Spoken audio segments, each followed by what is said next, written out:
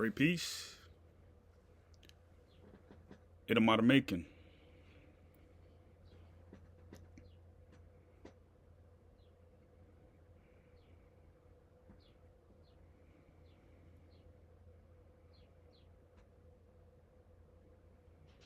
Itamar making.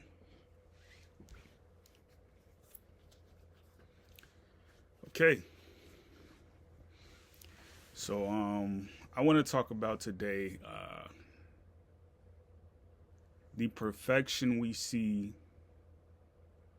in just living off the land and farming. Farming, the importance of farming. Um,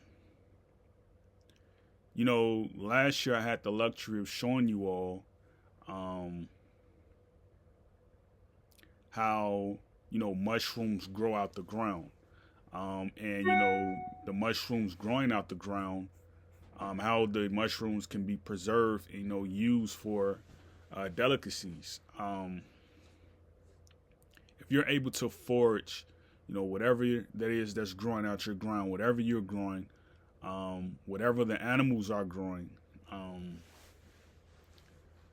it would be a unique stance that you keep that going.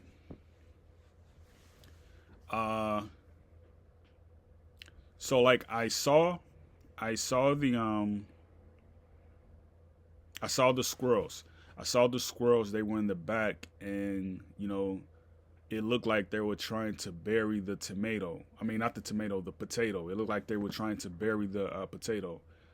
It also looked like the other day they were trying to bury uh, the peanut. So even when you see like the little cans of nuts you see at the grocery store where it says planters, that's actually, when you look at it, a caricature of an animal trying to plant something, to preserve the food economy that's on the land. Um, so I put two out there, two potatoes, and one of them they got and they ate. They ran across the electric line, and they went back to their staff and they ate it. So far I've only seen like three black squirrels, and then you also have the other squirrels who are around. When the tree was up in front, I saw a bunch of them. I saw squirrels that would come on the porch, like they really wouldn't go far in the back. So, like having trees, you know what I mean. Having uh, a staple for um, animals to go and actually live. Where there's um, a growth of greenery, where they can use the branches, they can carve out holes inside the tree and use them as havens. You know what I mean? Like they can live inside the trees, and that's what you want though. You want to have trees in your area, so you can use that to help renew the soil you come fall. Because if leaves are falling on the ground, come that next year, that next spring, the summer is going to be in a situation where it's going to laugh at itself because it's had so much nutrients to top from. So um, the importance of farming, the importance of having agriculture, having cotton, whatever it is you're thinking about growing, um, you want to do that. You want to do that. Like even with cotton, right? You can make cottonseed oil. Just up the street, right? Some people they planted corn, a bunch of corn in the shoots, and I was just walking through the rows looking at the corn, and they were using them for the school kids. They were giving them to the school kids. So, I was just looking at the corn, and like I noticed that the soil, as I was stepping on the soil, it was very mushy. Um, the corn was like very preserved. The corn was like you can just snap it off the parent, and you can just see how you can peel the shoots back and get to the seeds, the kernels. Um, they were very fresh, and you can see like you could boil them once you take them off the tree. Because ideally, right, when you're a farmer, you know, most of your nutrients is going to come from the food that you eat within that first hour of taking it off the branch. Um, it's not going to come from you supplementing your entire diet, by shopping at a grocery store. Me and my cousin was talking about this. He was telling me like he does the salmon. You know what I mean? And I was letting him know like I do just plant based. I'm strictly vegan, and since then I've tried the salmon. I've tried it. I think after you eat so many, like it's hard to go down. You can have chest palpitations. If you eat so much of it. You can also get stuck in your esophagus because when you look at meat and you look at fish, right, it produces a high level of acid. Um, and this is why I don't eat it because I notice like when I don't eat stuff that's very high in acid, I notice that the alkalinity in my body is better. Some days I don't have to get up and brush my teeth, um, and that's according to the fact that you're eating a alkaline based diet. Um,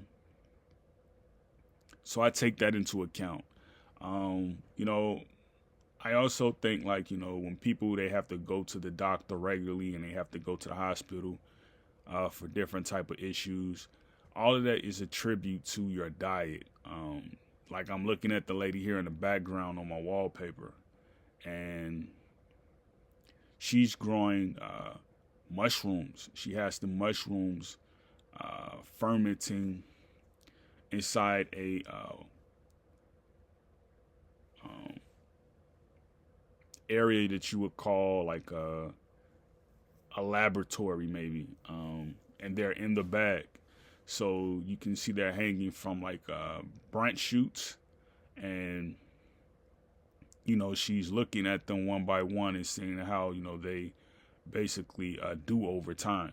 You have some browning on the mushroom, which would indicate mold. You also have some whitening on the mushroom, which would indicate it's overgrowing or it's fresh.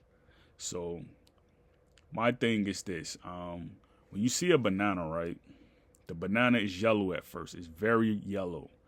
Um, and you notice you come back a week later, you haven't been in your kitchen, you may be coming from out of town somewhere, and the banana will be on the table, and it will make an alcohol um, that seeps out of banana, and the banana is mush. And you notice on the outer layer of the banana is very, very, very tar. It's very black. This lets you know that anything that is considered color, it has a lot of melanin in it. So this is why I like the yellow in the Cameroon flag, because yellow. If you have yellow melanin, over time that yellow melanin is going to become blackened. So that's one thing about that. Um, so when it's like yellow, right, is in its ripening stages, and then when it's black, is in its spoiling stages. I mean, just like highly adaptable to any scenario, and the fact that it fermentates. If you lay a fermented banana on the ground and the oil seeps into the ground, you're going to come back and you're going to notice there's been a lot of microbe activity happening in that area as opposed to a banana that's just yellow. Um, so that's another thing that I like about the fact that the ripening of the banana, which it indicates it's alive, even though it's been off the shoot for so long and it's been gassed. Um, so like farming is very crucial. Farming is very important. I would like to see more politicians try to do things that would, bring agriculture back to the inner cities. Because again, if you have people spreading out, the population is going away. There's not going to be many service vehicles out. Whether they're transporting food, transporting humans, transporting freight, steel, metal, um, anything. There's you're going to have to survive on your own. And people have been preparing, because when I was coming on the internet around 2012, this is what they were talking about. They were talking about how are people going to supplement the fact that, the economy is dying out. Americans aren't being produced at a way that, would say, here they come. So mushrooms, bananas, you have a variety of different type of mushrooms. My favorite mushroom is the oyster mushroom. My favorite, yeah, that's my favorite. I think because you can make a chicken flavor out of it, if you like to saute it or fry it. But I tend to stay away from that. Like today, one thing that I'm going to just eat, is just oranges and arugula. I'm not eating anything else. So yeah, I would say like it's important that, you take care of the soil, and you tend to it regularly. Because whatever is coming out of it, you're going to need it. You're going to need it. So you saw the last video I just posted of the squirrels eating the potato, so they're going to get big very quickly, right? They're going to get fattened. And you notice they prefer foods that come out the ground, like they'll eat something, that comes out the ground. I didn't see them eat mushrooms when they were coming out the ground. I only saw them, eating the food that I put back there. So the mushrooms are probably going to come up this go round, this spring. Right now it's kind of cool outside because the sun is being blocked by the clouds. But once, the clouds go away, I think the temperature is going to even out. But we look forward to like very good temperatures coming up. We are looking forward to it. So, think about the fact that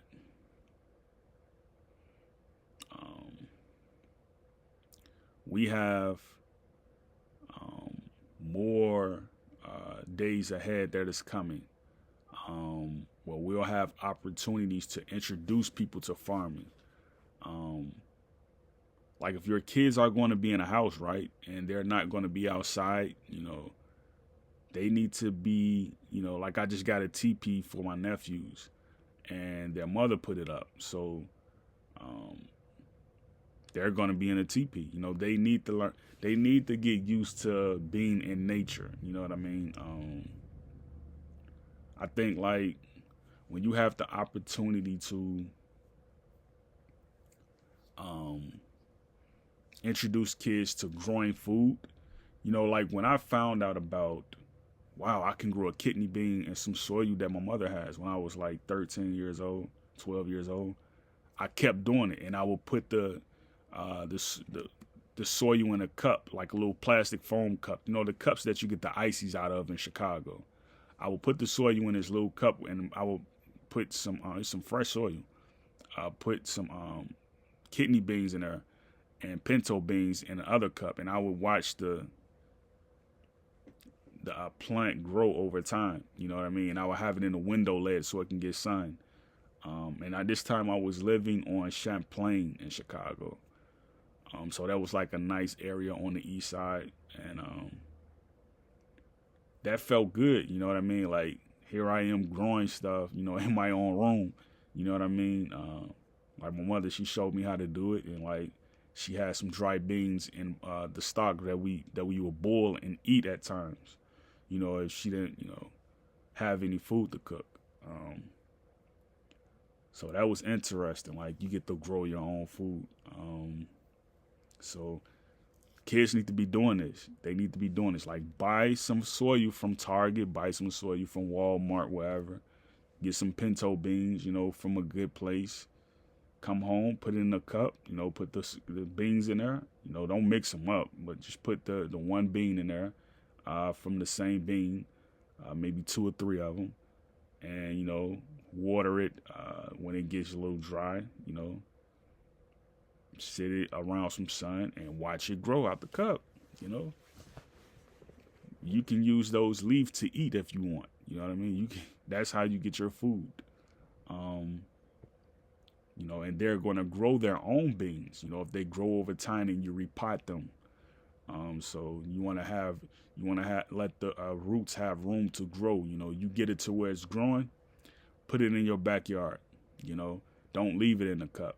Take it out the cup and put it in your backyard. Plant the soil that's in that cup that look like a cup now. The soil is shaped like a cup now because you took it out.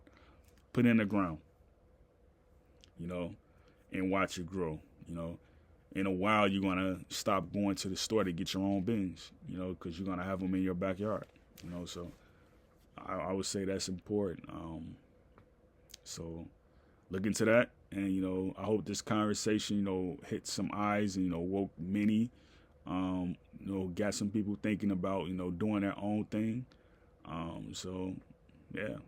Right now, I use the mulberries in my yard to cleanse with. I don't use them to eat. I use them to cleanse with.